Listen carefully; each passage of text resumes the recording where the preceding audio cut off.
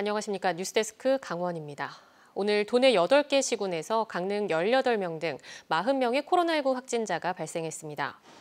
오늘까지 사회적 거리두기 4단계인 강릉에서는 동남아 국적의 외국인 7명과 영농활동 참가자 9명 등 18명이 확진 판정을 받았습니다. 춘천에서는 모두 3명의 확진자가 나왔는데 서울 확진자와 접촉해 자가격리 중 양성 판정을 받는 등 3명 모두 수도권 감염으로 추정됩니다. 이 밖에 원주 7명과 속초 4명, 철원과 양양에서 각각 3명, 홍천과 평창에서 1명씩 확진돼 도내 전체 누적 확진자 수는 4,292명으로 집계됐습니다. 강원도 동해안과 춘천, 원주, 철원 등 10개 시군의 사회적 거리두기가 3단계 혹은 4단계로 시행됩니다. 인구 10만 명을 넘지 않는 영서 지역 8개 군 지역은 현행대로 강화된 2단계를 유지하기로 했습니다. 홍한표 기자가 보도합니다. 점심시간대 양양 전통시장 인근 번화가 거리는 한산한 가운데 평소 제법 손님이 많은 식당도 자리를 채우지 못하고 텅텅 비었습니다. 평상시에는 그래도 점심시간에 하고 저녁에도 손님이 꽤 있었는데 지금은 4단계 발표하면서 전혀 없습니다. 양양 지역에서 이달 들어 코로나19 확진자가 60명 넘게 발생하자 양양군이 다음 달 1일까지 사회적 거리두기를 4단계로 격상했습니다. 오후 6시 이후 사적 모임은 2명까지만 되고 해수욕장은 오후 8시에 문을 닫습니다. 또 식당과 카페, 체육시설 등은 밤 10시까지로 운영을 제한합니다. 이 추세가 계속된다면 여름 특수는 물론 기초생활까지 걱정해야 할 상황입니다. 하루라도 빨리 불길을 잡아야 합니다. 비수도권으로서는 전국 최초로 거리두기 4단계를 유지한 강릉시는 27일 0시부터 강화된 3단계로 하향했습니다. 확진자 발생이 이어지고 있지만 외국인이나 자가격리자 등 대부분 통제 가능한 범위라는 겁니다. 오후 6시 이후 2명까지였던 사적 모임은 4명까지로 늘고 밤 8시까지였던 음식점과 카페, 체육시설의 실내 운영 시간은 밤 10시까지 연장됩니다. 강릉시는 다시 확산세로 돌아서면 거리두기를 상향할 방침이라고 밝혔습니다. 지금 델타 변이의 경우에는 신속하게 발령을 하고 신속하게 단계를 잡고 이렇지 않으면 과거보다도 접촉이 굉장히 빠르기 때문에. 다만 강릉시의 이러한 방침에는 피서철 성수기를 맞은 음식 숙박업계의 강한 반발 역시 고려한 것으로 풀이됩니다. 우리는 인원을 못 받는 게 더 불편해. 일단은 2명 이상 못 받게 하니까 그게 불편해. 강원도는 또 춘천과 동해 삼척, 고성, 태백, 철원도 사회적 거리두기를 다음 달 8일까지 3단계로 상향하기로 했습니다. 기존의 3단계인 속초와 원주를 포함하면 동해안이나 인접한 시군, 수도권 인접 시군까지 모두 10개 시군의 거리두기가 3단계 혹은 4단계가 시행되는 겁니다. 거리두기 3단계가 되면 음식점이나 카페 내에서의 취식은 오후 10시까지만 가능하고 이후에는 포장 배달만 할 수 있습니다. 다만 인구가 10만 명이 안 되는 영서 지역 8개 군 지역은 현행대로 강화된 2단계를 적용하기로 했습니다. MBC 뉴스 홍한표입니다. 폭염과 코로나19 이중고 속에 농가들의 걱정도 이만저만이 아닙니다. 화천에서는 무더위로 애호박이 풍년인데 정작 소비가 크게 줄어 산지 폐기해야 하는 처지가 됐습니다. 김상훈 기자가 보도합니다.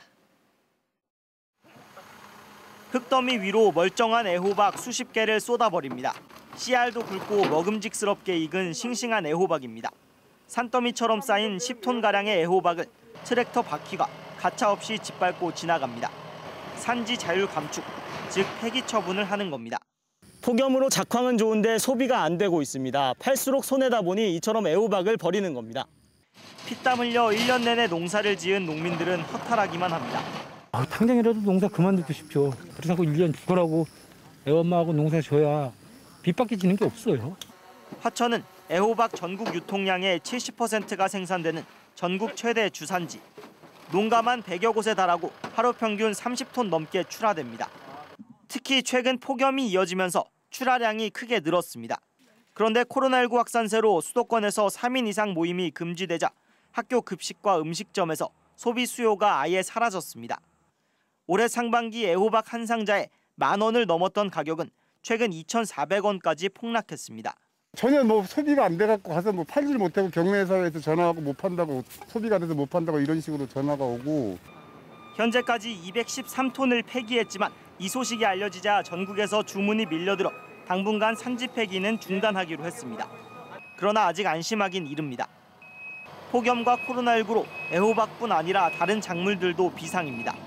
소비가 줄어 경매 시장에 팔리지 않고 폭염에 잎이 타들어가는 경우도 생기고 있습니다. 작물이 막 말라 비틀어지고 열과가 식어와서 막 따버리는 농가도 있고 그렇거든요. 뒤어가지고. 농민들은 이번 기회에 정부가 유통체계를 다시 점검하고 소상공인들처럼 농가에도 최소한의 피해 지원을 해달라고 요구하고 있습니다. MBC 뉴스 김상훈입니다. 삼척 임원항은 지난해 가을 태풍에 큰 피해를 입었습니다. 파도가 방파제를 넘으면서 쑥대밭이 됐는데 해양수산부가 피해 방지와 어민들의 편의를 위해 정비 사업을 추진하고 있습니다. 유인호 기자가 보도합니다. 지난해 9월 임원항을 덮친 태풍 마이삭. 거대한 파도가 방파제를 타고 넘는 바람에 항구가 아수라장이 됐습니다. 정박 중이던 어선이 뒤집히거나 침수되고 항구 주변은 물바다가 됐습니다. 파도의 직격탄을 맞은 곳에서는 보관 중이던 그물을 모조리 잃어버리는 피해도 입었습니다. 이쪽에 이제 월파가 넘어와가지고 이쪽에 그물이 다 실려 다 내려갔어요. 하나도 안 남기고 한 닥도 안 남기고 다 남기고 그냥 1억 원어치가 그냥 다 날아가고. 삼척시의 집계로 7명의 어민이 어구를 잃었는데 복구는 모두 스스로 해야만 했습니다. 어구는 바다에 부설돼 있을 때만 복구비를 지원하기 때문입니다. 다른 곳에 보관했으면 피해가 없거나 덜했겠지만 임원항의 복잡한 사정이 그렇게 허용하지 않습니다.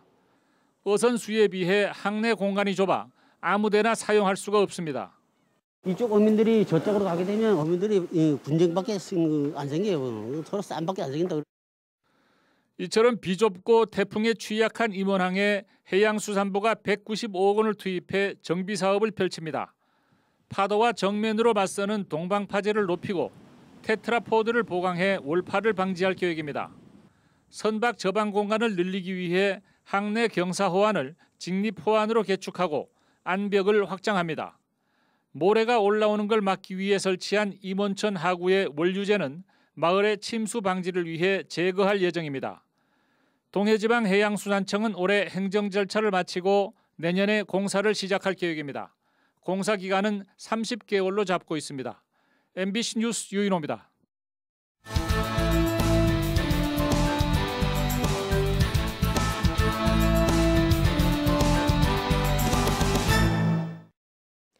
피서객 증가와 델타형 변이 바이러스 전파로 최근 코로나19 확진자가 급증하면서 강원도가 30개 병상을 확충합니다. 강원도는 속초의료원에 30개 병상을 경증 환자 전담 병상으로 재지정해 오는 28일부터 사용하기로 했습니다. 강원도에는 도내 4개 의료원과 4개 의료기관에 모두 359개의 코로나19 치료 병상을 마련했는데 잔여 병상은 49개로 병상 가동률은 86.3%에 이르고 있습니다. 강원도는 고성에 102명을 수용할 수 있는 제2생활치료센터를 어제부터 가동하면서 생활치료센터는 다소 숨통이 트인 상태입니다. 속초시 장사동에 설치된 수소 충전소가 다음 달 1일부터 상업운전에 들어갑니다. 강원도와 속초시에 따르면 이달 말까지 수소 충전소의 시범 운영을 마치고 다음 달 1일부터 상업운전을 시작함에 따라 강원도에서 4번째, 동해안에서는 2번째로 수소 충전소가 보급됐습니다. 수소 충전소는 지난달 진행된 한국가스안전공사의 완성검사에서 일부 보안 사항이 지적돼 문제점을 보완한 결과 지난 20일 재검사에서 완성검사 필증을 받았고 오늘 품질검사도 합격했습니다. 원주시가 지난 23일 800명 규모의 집회를 강행한 민주노총 공공운수노조를 감염병 예방법 위반으로 경찰에 고발했습니다. 원주시는 1인 집회를 제외한 모든 집회를 금지했지만 노조 측이 이 같은 행정명령을 위반하는 집회를 개최해 관련법을 위반했다고 설명했습니다. 이를 불법 집회로 규정한 강원경찰청도 노조 대표를 형사 입건하고 참가자들에게 집회 시위법과 감염병 예방법 위반 등의 혐의를 적용할 방침입니다. 한편 민주노총은 오는 30일 건보공단 앞에서 더 큰 규모의 집회를 예고한 상태입니다. 플라이강원이 국내선 운항 확대에 따라 2호기를 다시 도입합니다. 플라이강원은 제주와 김포에 이어 다음 달 13일부터 대구 노선 운항을 재개함에 따라 2호기를 다시 도입해 다음 달 5일 오후 3시 양양공항에 도착한다고 밝혔습니다. 플라이강원은 코로나19 장기화 속에 정부 지원을 받지 못해 경영난이 심해지자 운영비 절약 차원에서 항공기 2대를 조기 반납했습니다. 전방부대 군장병이 열사병으로 숨진 것과 관련해 순직장병 어머니가 억울함을 호소했습니다. 페이스북 페이지 육군훈련소 대신 전해드립니다에는 심상병의 어머니 편지가 공개됐는데 심상병이 이동 도중 3차례 힘들다고 했고 귀대 과정 오르막에서 이상 증세를 보였는데도 대처가 늦어 결국 아들이 사망에 이르렀다며 울분을 토했습니다.